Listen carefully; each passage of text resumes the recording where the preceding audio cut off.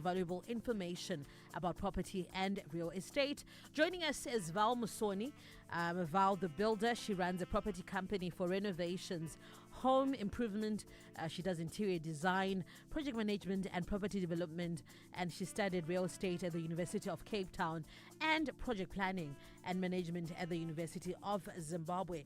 We are looking at construction stages. That is what we're looking at. And continuing from the foundations, the layering of the plastic sheet, popularly known as the DPM, the electric conduits and plumbing pipes. And today we're discussing at which point do we use the DPC, the other dam prevention material, and the brick force. Val, good morning. Thank you for coming. Always a pleasure to have you in the studio. Good morning, V Candy. How are you this morning? I'm good, thank you. Are you braving the cold? I am, hey. I have to. And I see that you're also keeping warm as well. Oh, I am. Yes. So before we go further, there was a question raised that we did not manage to answer fully last week. As you guys, we were out of time. Should it be of concern if the building is going up too fast? You know? So can you explain to us this, Val? Are there situations like that? And is it normal? Where you're supposed to then applaud the contractors and say, oh, wow, this is good. Yeah, they're beating the timelines, but they're not on what edge. It's a bit too fast. Yes, definitely. There's situations like that, V Candy. And I'm happy that you mentioned timelines.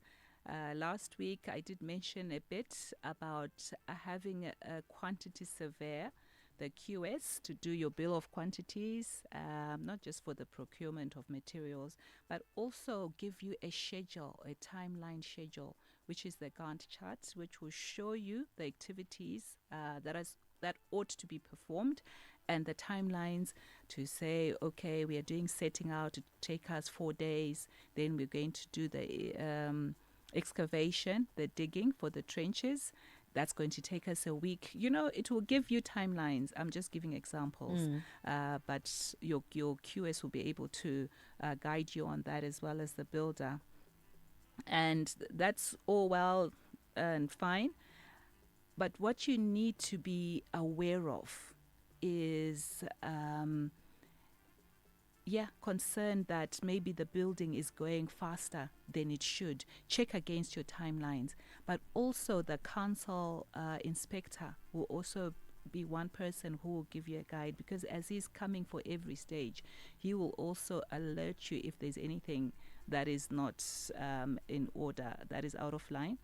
I'll give you an example where to get worried. Some builders use shortcuts when they're doing the footing, the concrete, the preparation of the concrete for the footing. What they usually do is they'll put like stones inside the trenches, right? The rubble or 3/4 stones, which is what you use for the concrete mix. They'll put it there, then they'll put the river sand, and then they'll put the cement on top and then start mixing in the trenches. And that in itself is not good, hey? It will give you weak footings, weak foundations, because you can't tell whether everything has been mixed properly. And already there's soil inside, so they are mixing there. It's just not good. But some builders do that as a shortcut, as a way to do things faster. So you must be careful when your builder is doing that. It's a red flag. So watch out for things like that.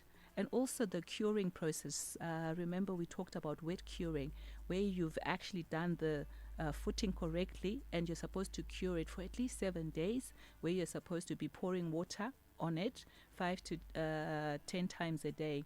Some builders, after maybe second, third day, they're already building the walls. What happens is, especially during summer, the concrete can harden fast. So you can walk on it. You start walking on it. In fact, if you pour it like in the morning, evening time, you can actually start walking on it because, its strength and cement hardens very fast. So you actually then assume that everything is okay. But underneath, it's still curing, it's still strengthening. So if you start building before curing time, you also have weak walls. So you need to watch out for things like that. But if you're also having an inspector coming through, they will be your guide. They'll help you. That's why I'm always emphasizing that have an inspector come through and an engineer come through as well to just inspect. So the site supervisor is also one person who can help you with that. Okay. Construction manager. Construction manager. Yes. Thank you for explaining that to us.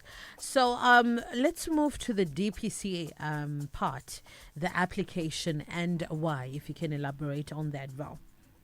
All right. So last week we were talking about the DPM, which is the damp-proof membrane.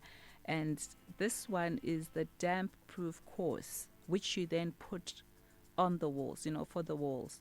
As you've done your slab, you put it on top before you start doing your walls. This one is also a vapor barrier. It's like it acts the same way as the DPM, the damp proof membrane. So it's a vapor barrier. What we don't want is water to go up the walls from the ground. So it locks in the moisture so it doesn't go up.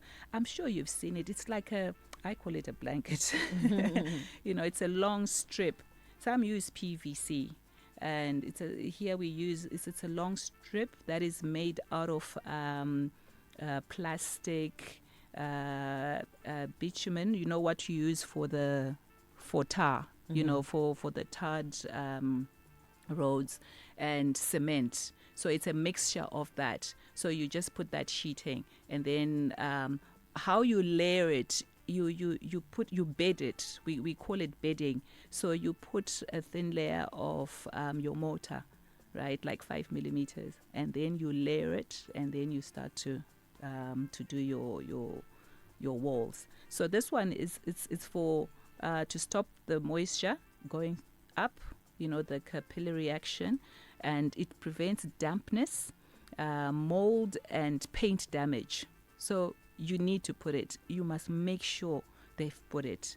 And also it protects the structure and strengthens your walls long term, and also stops the walls from getting water, from water exposure as it is raining. So very important, and it also keeps your interiors dry and healthy. Okay. So does that go again for the brick force, its application, and why? Okay, the brick force is then applied. There are certain courses that you need to do as you are building your wall. So usually from 3 courses, your engineer can also give you a guide and inspector. It depends also with the house that you're building. So they can say every 3 courses, every 5 courses, every 7 courses, but it's done according to the courses. And most builders usually would say after 4 courses. But I usually like, when I'm starting off, I start from the 3 courses and then I carry on like that. So you find also builders, they use tricks when they are putting it. Someone will say, my house is cracking, it's not strong, what could have gone wrong?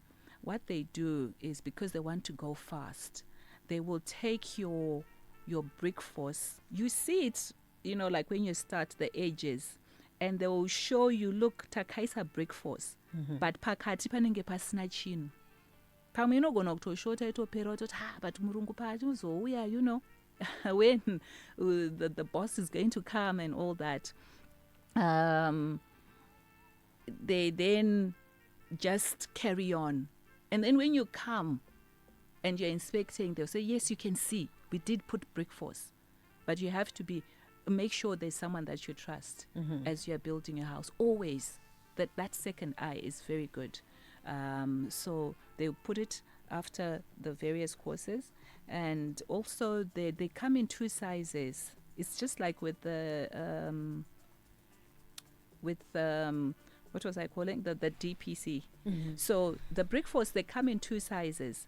There is for the 115 wall, which is the single wall. Usually those are the interior walls, the partitions. And then the outer walls are usually 230. That's the double wall. So you have to buy the right size for the right size of the wall. That's very important as well. If you're just tuning in, it is a Galaxy Property. We have Val the Builder live in studio, and we are discussing at which point do we use the DPC, the other damp prevention material, and the brick force itself. If you also have any questions, you can hit us up on our WhatsApp platform. We're also live on Facebook as well. Any other information you may want to share that's also of equal importance, Val? Yes, so I will continuously say get someone to help you with your builds, someone who can then report to you what is happening if you're not on the ground. Even if you're on the ground, consult someone to be there with you and also just check that things are going well. And this is what we do at Val the Builder. We are also consultants, and yes, even from this show, I've started, helping others just how to start, just giving the tips and nuggets and the various questions that come through. And so it's very helpful for you to have someone, a project manager, a construction manager, a site manager, an experienced builder whom you trust to go and check in every now and again on your build and make sure that the stages are being approved and signed for by the council. Yes. Wonderful. Thank you for that information. Just your last words as well, and your details. Got a message here saying could you termite poison and then is it happy? Oh yeah, the termite poison, it's quite, as you when we've done the plastic sheeting, the damp proof membrane, then we when we've done the compaction, right, before we actually put the sheeting, we actually put it right round. And actually some people actually do it even in the middle, the field of the house, they actually put it there. Thank you for that reminder. And then you then put your plastic sheeting. It's to prevent the termites coming through. All right. Yes. Thank you for that. And as I said, your last words and your contact details for those who want to get in touch with you. Yes, they can get in touch with me on my WhatsApp, which is 0772 273 888, or my email, valmusoni@gmail.com. And yes, we'll answer to any questions they may have. Thank you so much, Val the Builder, for making time for us. We look forward to next week's session. We're also live on Facebook. You can go watch it and share it with someone as well. Galaxy Property. We do this every Monday right here on the Morning Galaxy on Star FM. Sounding good all the time. Just stand by for the news.